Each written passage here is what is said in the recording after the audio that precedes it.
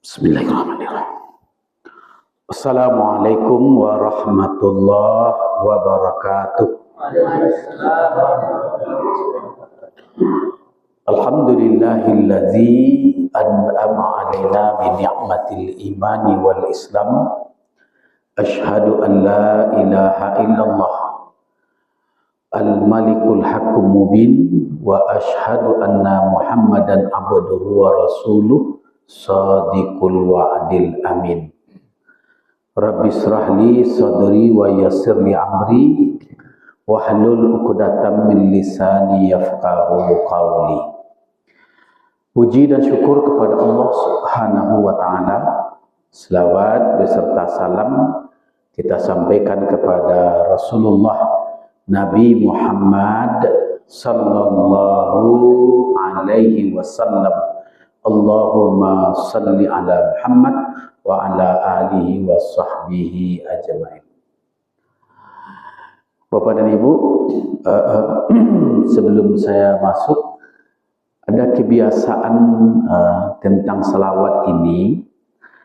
Kadang-kadang protokol kita kan sering memakai, mari kita ucapkan selawat beserta salam, kita mohonkan kepada Allah selawat untuk disampaikan kepada Nabi Muhammad. Jadi kan kita mohonkan kepada Allah selawat. Padahal Bapak Ibu, di dalam ayat Allah katakan innallaha wa malaikatahu yusalluna ala nabi. Innallah, sesungguhnya Allah, wa malaikatahu, dan malaikat-malaikat Allah, yusallu, berselawat. Jadi malaikat Allah, malaikat berselawat ke Nabi. Itu tugas kita. Ya ayyuhalladzina amanu. Memang kita beriman di situ. Hendaklah engkau berselawat. Jadi di situ ada kata-kata yusallu. Yusallu itu menunjukkan al-amru fil amri lil wujud. Ada perintah untuk kita berselawat. Jadi kalau perintah untuk berselawat, tak perlu minta tolong ke Allah menyampaikan. Kini ada perintah kambo kemari untuk pergi isi kajian. Kan nak minta tolong lambo buka mungkin ke Pak Desa, Pak Jorong. Tolong Pak Jorong, kan tak perlu dia. So perintah kawan. Maka Bapak Ibu, jadi bagusnya apabila kita berselawat itu tidak perlu memakai kata-kata mari kita mohonkan kepada Allah untuk disampaikan selawat. Sebabnya kewajiban. Kalaulah kewajiban berarti awak langsung. Maka cukup dengan kata Allahumma salli ala Muhammad, atau mari kita berselawat kepada Nabi Muhammad sallallahu alaihi wasallam. Jadi ini dari segi kaedah, karena saya kan diminta fikih. Fikih itu kan hukum tentang kaedah. Termasuk ini kebiasaan Bapak Ibu, kaedah untuk berselawat kepada Nabi. Jadi biar protokol. Jadi itu kewajiban, perintah Allah untuk berselawat. Tak perlu asal ya Allah ni, kalau perintah kawak langsung. Sama juga aqimis salah. Aqimis salah itu kan mengerjakan, dirikanlah solat. Kan perintah. Kan tak minta tolong lawak dah. Tak bisa lah minta tolong ke orang rumah dah. Dia pandai mana kini ingatnya. Tak tolonglah sembahyang buat saya magarik 2 kali dia. Kan tak bisa minta tolong dah. Sebabnya langsung perintah. Itu perintahnya. Sama dengan solat ini. Ini apa? Ini kaedah dari segi fikih bahwa ada bentuk kewajiban. Ini awal pertemuan kita Bapak Ibu. Saya secara pribadi sebagai orang peninjauan, nak cucu peninjauan, bangga ini dengan pengurus beserta jajaran yang lengkap ini tahun ini, atau sudah memulai kembali wirid tempat kita ini. Dan saya bangga kepada Bapak Ibu yang telah membawa keberkahan di Jorong Pasar. Jadi ada perbuatan dosa, mungkin perbuatan kesalahan yang dilakukan, maka hari ini kita tutup dengan kebajikan. Beriktikaf di masjid, menambah ilmu, dan juga termasuk kita untuk mengimarahkan masjid. Ini penghalang untuk tidak turunnya bala dan dosa. Tambah lagi untuk kita, yarfa'allahu allazina amanu minkum wallazina utul ilma darajah. Siapa yang beriman, dia menuntut ilmu, diangkat derajatnya. Siapa yang angkat? Allah. Oleh siapa? Ya, yang mengangkat derajat itu Allah. Siapa yang memandang? Ya Allah dan manusia. Maka Pak Ibu, kira-kira ibu bakawan, sama-sama orang bakawan, sama orang pasar ke buah. Mana lebih percaya ibu orang nak cok ke masjid ke sembahyang 5 waktu, jo orang semua pasar jo ndak cok sembahyang, malah mungkin tak sembahyang. Menyalam pitih mamu ibu percaya. Percaya nankah rasanya kalau sembahyang ke masjid, ini orang mungkin kebutuh rasanya di awal. Itu pembuktian kemuliaan namanya. Kemuliaan dengan mengerjakan solat berjemaah. Ini salah satu yarfa'un, itu diangkat dari. Jadi pandangan awak, kau orang nan rajin solat ku berbeda pandangan je orang hendak solat. Tu bu. Kabalu anjing ni sore bu. Tapi nya solat. Ada nang kabalu anjing hendak solat dia bu. Bagi ro pandang awak. Berbeda tu. Jadi nya kabalu anjing jo tapi lain solatnya. Hanya kalau kabalu anjing tidak solat malih awak mencari ada. Itu contoh. Jadi bedalah orang yang berilmu dengan tidak berilmu. Ini tentang kenapa saya sampaikan ini, karena kita fikih itu menunjukkan tentang hukum. Untuk hari ini saya ingin menyampaikan tentang ada beberapa hal yang makruh di dalam pelaksanaan ibadah solat. Ini hukum nih bu. Jadi solat kita ini hukumnya kan wajib. Hukumnya wajib.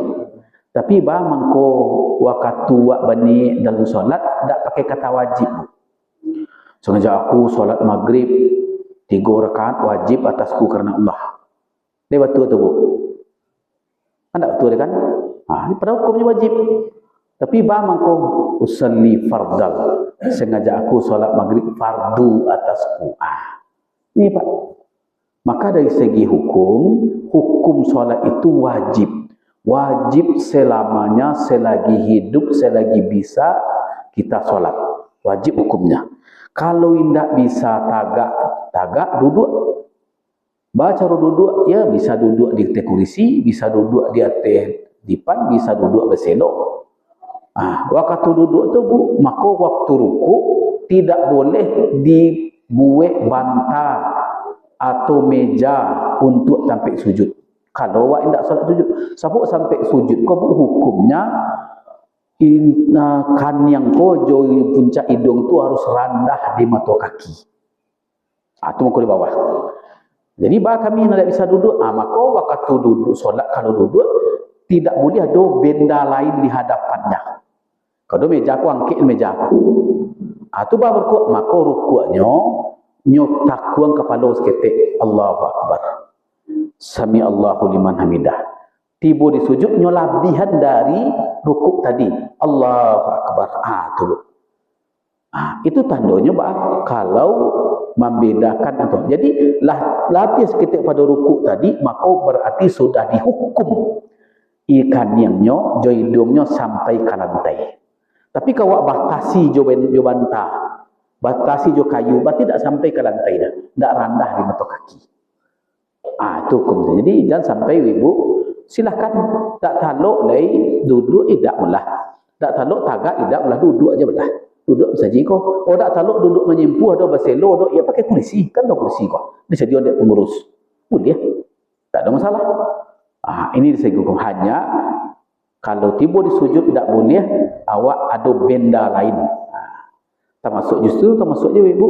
Maka di dalam sujud tak boleh ibu jorokan namanya ko mukenahmu. Ibu solat kiranya sujud pertama taraso gak lambuk seketik sampai sujud wah. Ya kira kawan dulu bedawaknya pakainya udah buat basah je kannya urunya lah sujud kira lambuk. Tu sujud kira lambuk saya lewat taraso. Gali-gali waknya contoh dia bu. Kau dibitung ke sekian nama mukenah. Tak boleh, batal itu. Hadis Rasulullah SAW diriwayatkan oleh Imam Mu'akil. Mu'akil hadis jamaah. Itu menyatakan tidak boleh menjadikan benda yang sama dengan itu menjadi tempat sujud. Jadi caranya, kalau basah lambuk di sinan, maka ilaan saja kan yang wak seketik. Tak bisa geser seketik. Geser saja kan yang wak sujud seketik.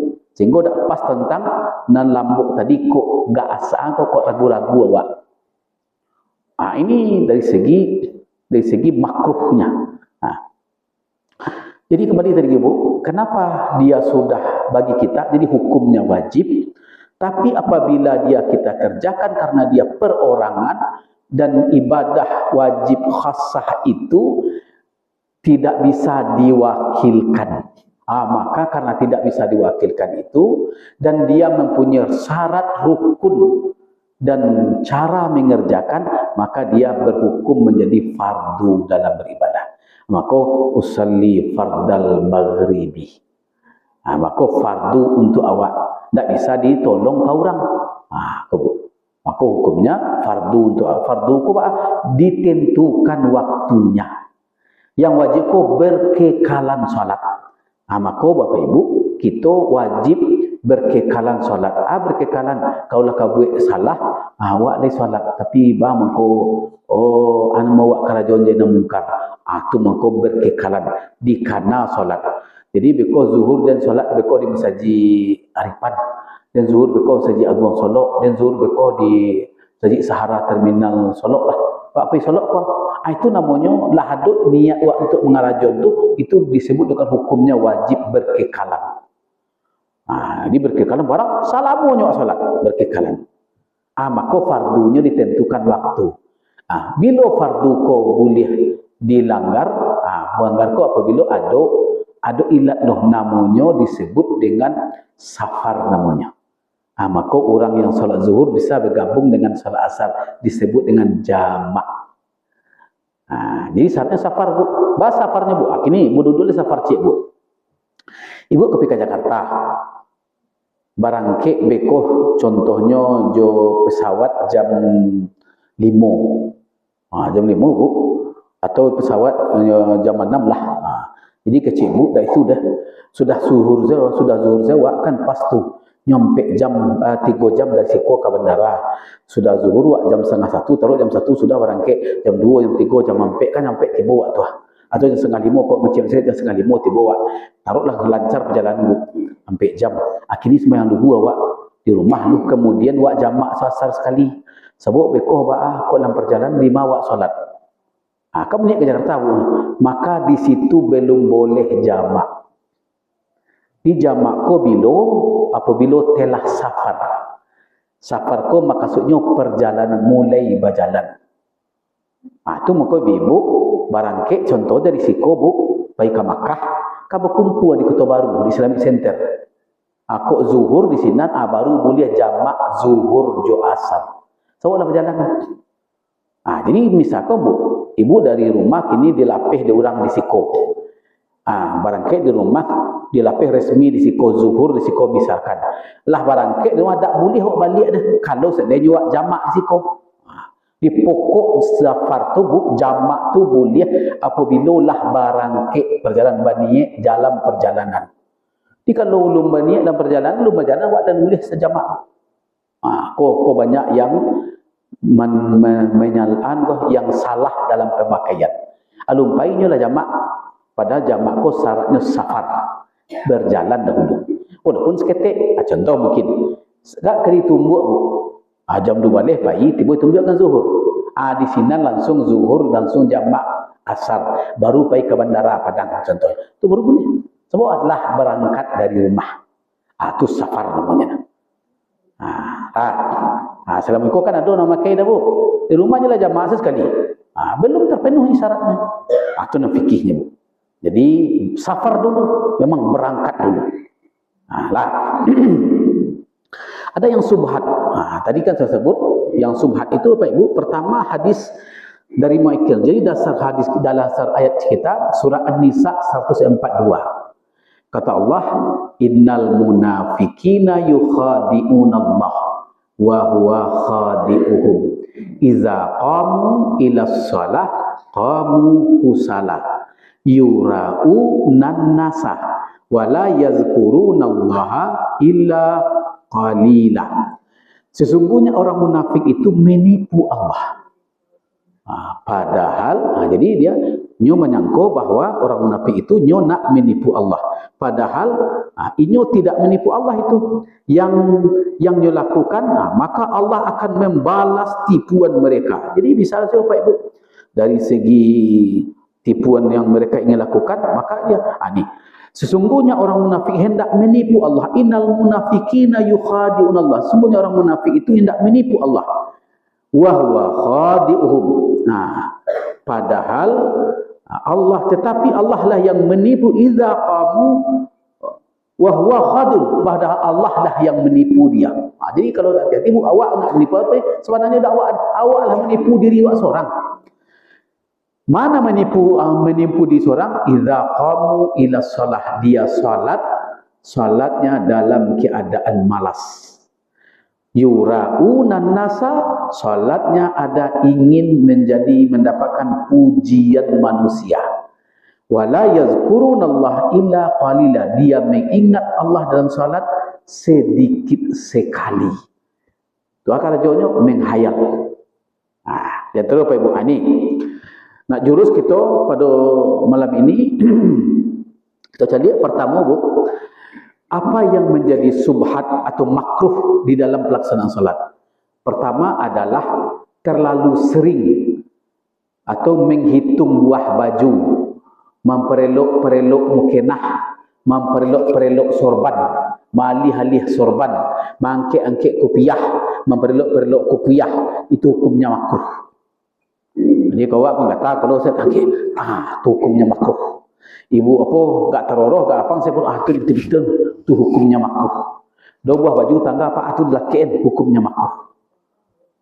Tak boleh tu.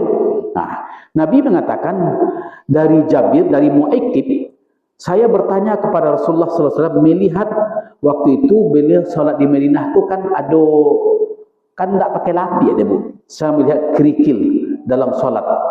Maka ujar beliau, janganlah engkau maitong kerikil tadi, atau janganlah engkau menguek-nguek kerikil jo kaki engkau, sepatu engkau. Kalau seandainya kerikil itu mengganggu engkau. Kan di Madinah kan waktu lu makan api ada. Jadi wak sujud beko kiro-kironyo lutut wak ko tibo di kekelikir tadi, atau kata Nabi di Madinah itu, maka boleh engkau angkian sekali saja. Jadi kata Nabi, maka tetapi kalau terpaksa melakukannya, cukup engkau ratakan atau engkau cuil, engkau angkian sekali saja. Bakrikil tadi. Itulah kira Bu. Jadi contohnya Bu, apa aku nak jatuh Bu, kemudian Bu kini papa nak jatuh contohnya, boleh diambil contohnya kali dijujuk sekali saja. Tapi kalau lebih tebituan, tu tak boleh. Buah baju Pak, tangga, ya mungkin begitu saja. Ditutup saja, mungkin tak boleh awak menambah pekerjaan malakit buah baju. Itu contoh Pak. Aku pihak kepala kata, ya boleh awak menggawi sekali saja. Itu mengko ada dikatakan, dihukumkan, apabila telah bergerak 3 kali berturut-turut, ini berarti sudah menyengaja, maka bisa dihitung batal salat kita. Itu maka hukumnya makruh itu. Kedua, hadis yang diriwayatkan oleh Abu Hurairah, diriwayatkan oleh Abu Daud, kata Rasulullah SAW, melarang seseorang bertolak pinggang atau memacik pinggang dalam solat. Di pinggang Pak. Dia kan kusuk Allah Akbar, kan macik pinggang tu. Itu dia boleh. Ini sebab Pak, di zaman Nabi dulu ada orang nak macik pinggang, apa Pak, kan tu dia boleh. Itu dilarang dalam solat. Dalam dua ini kata Abu Daud, maksudnya adalah bertolak pinggang ialah meletakkan tangan di pinggang. Itu termasuk makruh dalam salat. Jadi Bapak Ibu, dari segi pelaksanaan ibadah, maka memang tangan awak ko memang dilapihin. Jadi takbir Bu, takbiratul ihram, awak kan mangkek tangan sampai arah bayang sampai ke sejajar dengan telinga atau sejajar dengan bahu. Ya Bu ya. Melipik tangan itu ada beberapa bentuk caranya. Pertama, Bu, Bapak, melipik tangan ada kalanya dilipik memang basuh deh Bu, nanti orang melipik tangan di dado letak betul. Boleh. Yang penting dia tangan kanan berada di atas tangan kiri. Cara tangan di atas tangan kiri kedua cara bu. Yang pertama memang letak di punggung tangan. Dan kedua beradu pergelangan tangan. Aku yang paling sahih bu. Aku yang paling rancak. Aku yang paling bagus. Itu yang paling rancak. Jadi beradu gelang tangan kau dipacik jo tangan kanan aku. Seandainya yang kedua bisa. Kau buya Ketua Majlis Ulama Sumatera Haji Gus Gaza, kau sering saya lihat seperti ini beliau. Itu ada di sana, hadis kedua-duanya. Letaknya kau ada 5 tempat. Pertama di setentang dada. Jadi kalau bersulit letak dada boleh. Tidak lewat sabatan. Yang kedua di ulu, di ujung perut. Kau nak pakai. Yang ketiga ada dasarnya boleh di setentang pusat tentang perut. Tapi dari segi hukumnya ini termasuk agak lemah letaknya. Kemudian ada juga yang memakai Imam Hambali melepaskan tangan. Dia pergi ibu ke Makkah. Di Makkah tu basuh ada orang nak lapis Allah Akbar, lapis tangan. Ibu ya. Itu dibolehkan. Yang tidak saya temukan apa ibu? Ditemukan di dalam hadis yang jelas. Di dada itu ada yang menafsirkan 2. Pertama dada sebelah kiri, kedua dada pertama dada tengah, yang kedua dada sebelah kiri, ketiga dada sebelah kanan. Jadi kalau ada orang yang sebelah kirinya letakkan boleh juga. Hanya dasar dia orang, kalau orang kampung kan tak cocok dasarnya. Pernah bertanya, bakok gak ke kiri letak tangan pak solat. Ke kiri kau dia tahu ya, tak tahu boleh pak semua. Jantung aku kan di sebelah kiri letaknya. Dipacik kau ada jantung jam menggari ang setan. Pacik setan kan menggariknya. Kalau kata rukuk kan lapeh pak. Lapeh rukuk tu bergantayang setan melihat tu buat apa. Pada itu ancak jo cipi siapa datang pak kabeh jo stagen. Ada menggarik setan ni. Di dasar hukumnya tak bisa dibuat-buat pak. Tak bisa dibuat-buat. Contoh cik lain. Tahiyat bu.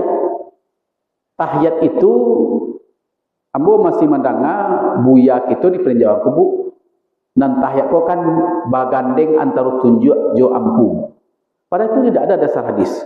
Yang ada dasar hadis itu adalah tahiyat itu jari tengah bersatu dengan telunjuk. Itu nama betulnya bu. Seperti membentuk lingkaran. Itu nama betulnya tu. Dasarnya adanya kalau jari tengah kau jo jari telunjuk kau satu, aku Allah jo Muhammad masih. Malah tak telunjuk jo Allah Muhammad. Kan tak masuk dasar hukum pak. Tak bisa dihubung jo Allah Muhammad senang tak dah. Allah tinggi. Kau pada itu salah lah. Musaji, mau kau banyak musaji kini yang salah letak. Coba setan meri Allah jo Muhammad kan banyak kini kan semua datanya pak. Semua datanya. Berarti pak dari segi hukum salah kan letakkan kalau itu pakai kalau pedoman ketunjuk. Itu yang betulnya kalau ibu tahiyat itu bu jari tengah satu dengan menyatu dengan atau baradu jo jari ampuh. Itu baru at-tahiyatul mubarakatus salawatu. Itu betul bu. Itu caranya. Ini dari segi peletakannya. Itu cek lagi. Dari segi berdiri. Berdiri tagak. Kan ibu pernah mencari di situ kena ada pak ya. Ada gambar kalau jarang tumik nyebik tanda silang. Saya pernah bersobok dia bersaji. Kalau rapik berarti nyebik tanda betul. Ya bu ya. Dalam hadis sunnahnya bu, awak kok kadang jalan kamu mengangkang bagai bu.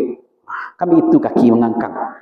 Sehingga dalam solat awak mengangkang je tak mangga bakangkang tumik ke apa? Mekambang tumik begitu bu. Ibu ya. Padahal jadi gambar tu sunnah betul tu.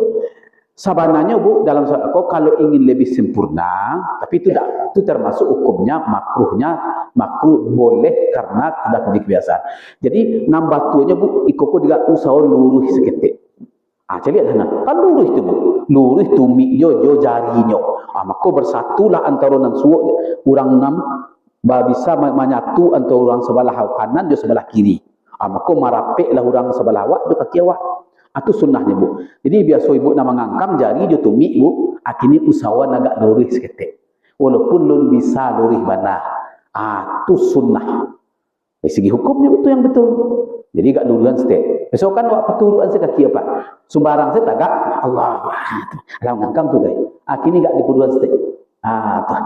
Itu yang betul. Betul batas semayang enggak. Ini kan dari segi hukumnya ada yang nilai-nilainya makruh. Itu Pak. Jadi nak lebih sempurna. Kan itu Bu. Lebih sempurna. Itu betul. Itu mangkuk nyobuilah di dinding-dinding tu gambar menyatu lurih antara tumit jo jari, betul. Kalau wajarang salah tanda silang, itu betul. Itu dijelaskan oleh Rasul tentang cara beri. Jadi itu termasuk. Kemudian dari segi waktu sujud Bu, waktu sujud kan kaki tumit wak tagaan, jari telapak kan wak tagaan. Batagaan batumpi ajo ampu kaki ya Bu ya. Nah biasa lewat kan tersarah jarang jadi juo, rapik jadi juo. Dalam hadis Aisyah itu dijelaskan merapatkan antara tumit kanan atau kaki kanan dengan kaki kiri. Jadi itu Bu, maka itu rapik.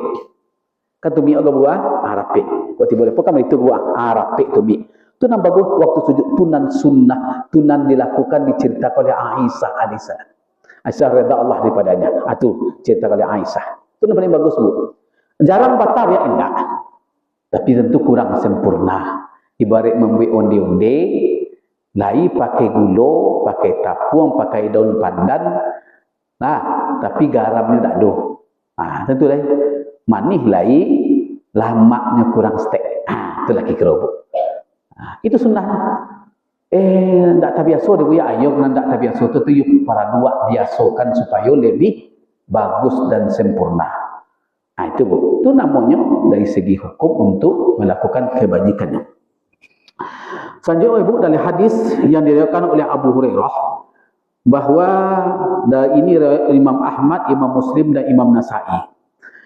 Kata Rasulullah SAW, hendaklah orang-orang itu menghentikan perbuatannya, yaitu menengadah ke atas.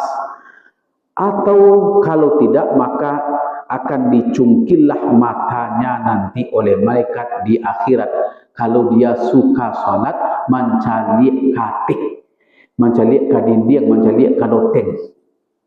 Kan itu Pak, kan Nabi SAW. Allahu Akbar, amalah kata yang lama tu nampak dah dindian dari baca. Itu mengko sebenarnya Pak Ibu, kalender di muka je pemangko tak boleh buat sebenarnya. Di bagusnya kalender ko dipisah. Sesampiang di dalam. Minimal adalah itu nandak boleh tu Bu adalah setentang kepala orang yang paling tinggi wak di siku. Kau timbul kinilah sekitar 1,8 meter lah. Kalau nak boleh teh. Kalau lah dia teh itu model ko aku boleh kok. Bagus. Kalau nyoca baca juga ko batinyo lah salah. Tapi kalau nak satantang ko bana, kalender ko tu pengurusan salah. Sebab apa? Memancing untuk melihat. Tu. Jadi maka tak boleh. Tu maka Nabi menyuruh waktu sujud itu melihat ke tempat sujud. Maka rukun solat itu kan 3 balik. 3 boleh para karo, tak bagi 3. Jadi kan ada pelajaran baramulo rukun 3 boleh itu. Tak bagi 3. Mananya nan 3? Rukun fi'li, rukun zikri, rukun kalbi. Rukun fi'li, itu nanangkik tangan, rukuk sujud. Rukun kalbi, mengingat Allah. Rukun zikri, membaca. Alam fi'li mencalik katampe sujud atau masuk. Itu mangko ibu bapa nampai kauji, pai umrah kan ada kalimatnya labbaik Allahumma labbaik. Labbaik la syarika lak labbaik. Itu intinya Pak. Aku penuhi panggilan Engkau ya Allah. Aku penuhi panggil Engkau ya Allah. Aku penuhi panggilan la syari. Saya tidak mempersekutukan Engkau. Aku tidak bersekutukan Bu. Dalam salat walaupun di muka Kaabah, indak mencari Kaabah tu, mencari ke tempat sujud. Indak Kaabah tu apa ada Bu? Kiblat tempat sujud tak sinan tu. Kiblat mata dak ke Kaabah tu. Kiblat mata ke tempat sujud, kiblat dado ke Kaabah tu. Itu tak boleh awak menghayalkan dalam salat, menghayalkan Kaabah, tak boleh. Menghayalkan macam lihat Kaabah, tak boleh, walaupun di Makkah. Itu buktinya. Jadi orang yang ke Makkah itu la syarika itu tidak menjadikan Kaabah itu sebagai Tuhan dalam dirinya. Atau termasuk itu. Jadi ini jadi katakan justru maka nan biasa ndak kata pek sujud, usahakanlah kata pek sujud. Jangan sampai membaca dan ada tertulis di dinding. Aku pengalaman bonang aku. Bukan pengurus Masjid Agung di Sodok. Waktu dibangun Masjid Agung nan godang kini ke buat. Saya kan ketek.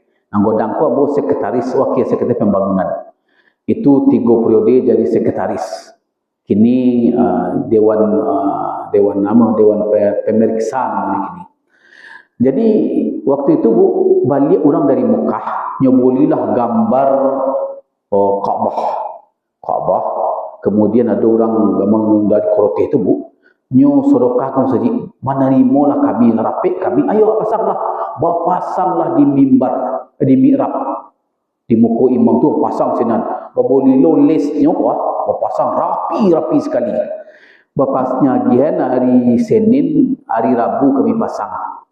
Hari Jumat, khutbah Jumat lah Buya Haji Gus Riza Ghazal, Ketua Majelis Ulama Indonesia Sumatera Barat yang orang Penyakalan tu. Langsung dia sampaikan, tangguanglah dosa dek pengurus apabila ada jemaah nak mencolik gambar Kaabah jumetong orang dan ada di dalam gambar dan ada di mihrab tu katanya. Tangguanglah dosa dia. Itu sekali Pak. Pada pengurus tu tak kami undang yang lain, undang sampai kini diundang Bu. Walaupun yang pupu awak diundang, tak ada Bu. Jumatnya sampai hari okat balik. Rabu pasang lupa. Rusak din dia ada soalan. Apa ulang buka balik. Seolah salah karojo. Kubu. Salah karojo ke pengan. Itu contoh. Itu termasuk. Jadi justru Ibu maka supaya membetulkan dan membenarkan ibadah karena ibadah kita supaya lebih bagus, termasuk tu. Kau kan baca Pak pengurus tadi kan maulang-ulang kaji, kok nyampang ado nalah lupa, mengingi-ingin pasal jalan dek diturui, lancar kaji dek disobui, pasal jalan dek diturui, dek ditompuh dah Bu. Tu contoh. Selanjutnya melihat sesuatu yang dapat melalaikan dalam salat. Hadis riwayat Aisyah, riwayat Imam Bukhari, hadis sanadnya Aisyah, riwayatnya Imam Bukhari dan Imam Muslim. Dari Imam Bukhari meriwayatkan pula dari Anas. Jadi memang sahih Bu. Nabi Muhammad SAW bersalat atau dengan waktu salat mengenakan pakaian. Jadi Nabi waktu salat beliau ada seseorang memakai pakaian dari bulu yang bergambar. Kemudian Nabi berkata kepada lelaki itu, gambar pakaian itulah mengganggu perhatianku, kata Nabi. Jadi seorang sama salatnya Nabi, jadi adanya pakai gambar bajunya. Maka Nabi mengatakan gambar engkau tu mengganggu perhatianku. Maka kembalikanlah gambar bajumu itu kepada yang magihan kepada engkau, siapa? Abu Jahal. Lupa Abu Jahal magihnya. Maka balianlah kayaknya lebih bagus engkau memakai pakaian yang kasar tapi tidak mengganggu orang lain doh. Jadi kalau ada gambar-gambar Pak usahakan jangan pakai. Apalagi gambar caleg. Tak membuat orang membaca di punggung awak usahakan jangan. Aku nyampang tak pakai juga dah usahakan dia lagak di barisan belakang. Aku ketemu kan apa-apa ke Bu. Termasuk ibu-ibu mungkinlah yang membuat norak kan oleh keluar ke Ibu. Dulu gambar malah bisa bentuk gambar salib. Pokoknya Bu, rendonya untuk gambar salib itu tidak boleh Bu. Itu membuat orang lain terganggu dan membuat orang lain lalai karena gambar itu. Tidak boleh. Termasuk Pak. Aisyah punya tabir tipis. Jadi Aisyah punya tabir tipis dipasang di pintu rumahnya. Maka Nabi berkata, kata Nabi, turunkanlah tabirmu itu karena gambar yang ada di tabirmu itu melalaikan aku dalam solat, kata Nabi. Hadis ini menyatakan bahawa memakai pakaian bergaris atau memakai pakaian yang berwarna yang mendatangkan, yang mengganggu orang lain, maka dilarang memakai itu. Karena apa? Karena bisa membuat orang lain batal salatnya. Aku Pak. Jadi tak ada sarancak pakaian pakaian polos. Nah, biarlah kita serah apa Ibu. Ya baju singlet ada, baju kaos atau ya baju kaos.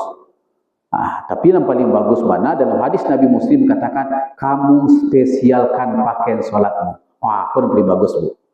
Seperti ibu-ibu kan spesial nama itu. Oke nah, kan spesial dah Bu. Kan jarang Bu, kan boleh katakan tak ada Bu bawa ke sawah. Oke nah kan Bu. Tak ada nak. KWC kalau tersasak mananya dah Bu. Pergi dengan biasa gantung lo dah ada bawa KWC dia. Kami nanggak langkok Bu. Bajuku kadang-kadang dibawa juga ke kantua, dibawa juga ke rojo, dibawa juga ke lain. Agak longkok seketik nak bedo ke belu anjing dibawa juga bagai. Semua yang dibawa juga Pak. Kan bedo tu dia. Kak kami stek. Ibu hebat. Itulah mengko ada seperti Leo Loncik engkau kan do spesialkan baju solat. Itu yang paling bagus. Dan paling bagus itu adalah warnanya putih. Kalau mau siapkan boleh warna putih. Tapi kalau memang baju itu boleh Pak, tak ada masalah. Tapi paling bagus dispesialkan salat, baju untuk salat itu. Ambo bersobok Bu, kalah bolehnya. Semboyang di masjid Taqwa KTK tu Bu, seorang sama wuduk aja Bu, tiba salam masjid, kiranya buka atas keteknya Bu, buka atas ketek keluar jubah. Jubahnya Bu nyesorongan ke bajunya Bu. Nyesorong ke bajunya, kemudian celananya tadi nyetukar joken sarung. Sebab harusnya kurang beraksih katanya. Itu termasuk Bu. Itu luar biasa mempersiapkan. Sama ibu. Ibu kan mensiapkan. Itu paling bagus. Rasulullah mengingatkan kepada kita. Ini hadis juga dikatakan oleh Ibnu Qayyim. Jadi berkata Ibnu Qayyim Bu mengatakan bahawa sebagian ulama mengatakan makruh, tetapi sebagian lain boleh melakukannya kalau memang ada penyebab dia akan menghalangi atau membuat kamu tidak khusyuk, yaitu memejamkan mata. Jadi hukum memejamkan mata dalam solat kubu hukumnya makruh. Tu calian mata. Tapi boleh, ini para ulama mengatakan boleh kamu memejamkan mata kalau kamu membuat kamu tidak khusyuk atau melalaikanmu dalam solat. Jadi di buku ibu, buku apa? Kau ada orang baju petak, kau nak picing mata Pak, takut dek supaya talalai dek macam dek gambarnya Pak, maka boleh dipicingkan. Tapi kalau tidak, maka sunnahnya adalah melihatkan incik mata ke tampik sujud. Malah kata Nabi, waktu sujud tu Bu, awak biasa kan ocok bicing, Bu. Nampak dia rancak tu Bu, waktu sujud tu dibuka incik mata. Supaya penyakit matoko, supaya penyebab matoko buto turun di waktu sujud. Maka disebutkan dalam hadis ini memfokuskan incik matono. Di waktu sujud tu buat paling rancak dibuka incik mato. Itu sunnah. Tewak kalau suka picing lah Bu. Apa lagi waktu togak. Kalau lama picing Bu bisa mendatangkan, membawa awak untuk mengantuk solat. Kau bisa Pak, picing mata tu, tokuk awak dia. Kami satu kuat dia Bu. Kau juga dia. Maka Nabi menyuruh bukakanlah incik mata. Kamu coba lihat katompe sujud. Itu Bu. Jadi bila maka kata Ibnu Qayyim dikatakan boleh kamu memejamkan mata, misalnya di depanmu ada ukiran, tulisan atau ada gambar di baju orang yang ada di depanmu atau di dinding di depanmu, maka membuat kamu terlalai, maka boleh kamu memejamkan mata. Jadi kalau itu Bu, boleh memejam mata. Tapi kalau tidak, bagus tidak. Kemudian selanjutnya Bu, memberi isyarat dengan tangan ketika salam. Ini dilarang betul oleh Rasul ini. Dari Jabir bin Sulaiman Sumrah berkata Nabi, Kata kami bersolat bersama Nabi di belakang Nabi, maka sabda beliau, kenapa orang-orang itu memberi salam sambil melambaikan tangan mereka? Lihat dong itu bu, katakan bu, kalau tik wah, Assalamualaikum warahmatullahi. Lihat dong itu tangan bu. Itu kata Nabi tidak boleh. Kenapa kamu lambaikan tanganmu? Maka kata Nabi, orang yang melambaikan tangan itu tak ubahnya seperti seekor kuda liar. Jadi bahan tangan kita lah, tak sah. Kita paho, tak usah buka-buka. Mengada buka-buka? Itu makruh. Malah kata Nabi dilarang. Cukuplah bila seorang itu meletakkan tangan di atas pahanya, lalu dia berucap Assalamualaikum warahmatullahi. Aku baca pak, kostek bu, tentang salam dalam salat. Khusus untuk salat itu cukup sampai warahmatullah. Assalamualaikum warahmatullahi. Tidak usah luak sampaikan wabarakatuh. Kalau wabarakatuh itu adalah yaitu untuk mengucapkan salam ke orang lain atau menjawab salam apabila orang mengucapkan salam kepada kita. Assalamualaikum, waalaikumsalam warahmatullahi wabarakatuh. Itu sunnahnya. Tapi waktu salam, waktu salat cukup Assalamualaikum warahmatullahi. Itu sunnahnya. Ya, tapi tangan tidak dibukaan. Kau dah biasa buka tangan. Kau kata jadi buka tangan deh. Oh tak buka je sekali bu ya. Dia dah besok ajar. Ajar. Lepas tu kau bila lupa, astagfirullah, balik. Balik. Bekok mudah-mudahan minta Allah, ya Allah jangan lupa sehingga mudah-mudahan kau kata hendak tak buka tangan deh. Lai do ibu nak masih membuka tangan dia tu lai. Lai bu ya. Kini kau kata tak boleh dia bu. Sebab kata Nabi, samo jo ekor kuda liar. Jadi mendadak-dadak tu ekor kuda liar kata Nabi. Tak suka Nabi. Oh ya. Kemudian di dalam hadis yang diriwayatkan oleh Imam Bukhari, Imam Muslim, ini banyak pengendawanya. Abu Daud, Nasai, Ibnu Majah, Al-Hakim mengatakan bahawa hadis ini sah dan amat sahih sekali. Apa itu? Nabi melarang menutup mulut dan menurunkan kain ke bawah, mencukil, menutup mulutnya di waktu dia mengerjakan salat. Melarang menurunkan kain ke bawah, berarti kain mukenahnya kebawahannya bu, sehingga mulutnya tertutup di waktu salat. Jadi masker waktu salat tidak boleh. Kecuali potong waktu darurat yang memang dijelaskan daruratnya. Sebab potongnya bu, orang lebih takut bosin batu orang sebelah daripada kontuk. Biasanya kalau kontuk orang kan mengerutuk bu, apalagi baunya tu. Seorang tak kontuk baunya. Potong waktu corona potong bosin orang lari wak. Kontuk ni noning jarang potong. Kecuali itu kini kalau tidak ada wabah seperti itu, maka Nabi tidak boleh maka kita tidak boleh menutup mulut. Jadi kalau ada masker waktu solat tu tak boleh ditutup mulut pakai masker. Jadi orang-orang yang pakai cadar tu bu, maka waktu solat tidak boleh tutup. Sebab tidak tercocah hidung kata sampai sujud lah, ada benda lain menghalang. Sebab kau tak masuk rukun solat, tercocah kuning jo hidung di tempat sujud. Ada bu, ulama menyampaikan sujud, tempat sujud tu tak boleh pakai sajadah ketek. Itu tak ada dasarnya dia bu. Ini tak boleh tu kain yang dibawa. Kain yang dibawa kemudian dikuein seketik. Itu tak boleh. Tapi kalau awak sengaja di bawah, itu tak ada masalah. Dasarnya tak ada logika, dasarnya logika sini orang tu bu. Sebab solat awal kan dari tapak kaki sampai ke kuning saja.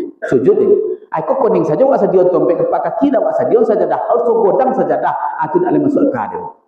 Sebab di zaman Nabi, ya bu ya, Nabi solat itu pakai sepatu. Pakai sepatu pak. Nabi solat sepatu itu maka cara berunduk sepatu itu bu. Ibu dalam safar boleh tidak buka sepatu. Ibu kan memisahkan pergi umrah. Nah kalau pergi langsung dari Kota Mekah dia aman tu bu. Biasanya kalau berangkat jam 10 jam 11 beko bis pas asar atau asar tiba di Jeddah, bisa jamak di sini di Jeddah atau di Madinah, itu pas tu. Yang jadi masalah balik. Balik tu minimal 2 waktu konai dalam solat. Pada umumnya travel ko bu main menyuruh awak dalam di pesawat tu bu pakai tayamum. Tayamum ko syaratnya adalah dah ada air. Kira-kira di pesawat tu ada air bu. Ada pak tadi. Ada di belakang. Minum ada air. Dan kedua, abu tu cukup abu nak lokek di dinding saja katanya. Di topik duduk. Ia oleh abu tu bu. Basih di pesawat tu nak. Tak ada abu bagaimana deh. Abu tu nya cucuk. Mirip bekoh di mesin pak. Tak ada abu bagaimana. Tu apa caranya? Caranya awak pakai air dulu. Bapak pakai air. Ni bu, contoh bu ya. Ni, biar mau praktek kan. Ini air aqua awak. Awak buat air aqua kan doanya air aqua awak. Nah, air aqua tadi ya tapasonan sunatnya dah awak pakai bu. Kumu-kumu tu dah pakai. Itu kan sunat. Cuci hidung dah pakai. Nampak kok dah wajib saja awak pakai. Di atas pesawat ada mau awak ke bersih tadi. Dengan syarat bu, ibu pakai sepatu, bapak pakai sepatu, sudah beruduk pakai sepatu. Jadi tiba dari rumah pak beruduk lu. Beruduk awak baru pakai sepatu. Sudah pakai sepatu tu bisa diusap saja beko sepatu nah. Saya diusap saja. Kini itu cara bu. Air ko ditaruh di atas kan balubang tangan aku bu. Sengenek. Balubang sengenek. Air ko diletakkan di muka. Tak muka itu diputar kamu kuat sampai yang penting tangan ko dak dicabut dah. Diputar sampai ke pakar lihir, sampai kate, ke kuning, sampai ke hidung. Pokok tangan ko dak dicabut. Sampai ke telinga. Sekali. Ulang cek lagi, letak di siko step lagi. Tak penuh-penuh dah bu. Pokok ada air. Ulang balik. 2. Ulang cek lagi. 3. 3. Tipu di tangan, letak lagi di siko. Lah ada air siko.